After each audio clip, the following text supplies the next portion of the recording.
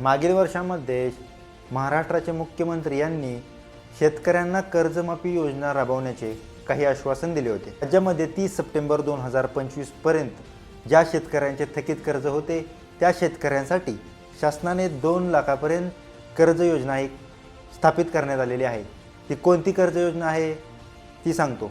पुण्यश्लोक अहिल्यादेवी होळकर शेतकरी कर्जमाफी योजना स्थापित करण्यात आलेली आहे। ज्या शेतकऱ्यांनी नियमितपणे कर्जफेड केलेली आहे अशा शेतकऱ्यांना 50,000 पर्यंतचा लाभ देण्यात येणार आहे। शेतकरी कायमस्वरूपी कर्जबाजारी न राहता त्याला समितीच्या शिफारसीनुसार दीर्घकालीन त्याला उपाययोजना घेता येणार आहेत। त्याचबरोबर त्यामध्ये शेतकऱ्यांना सर्व योजना राबवल्या जाणार आहेत। विशेष पॅकेजनुसार हा निधी राखीव ठेवण्यात येणार आहे।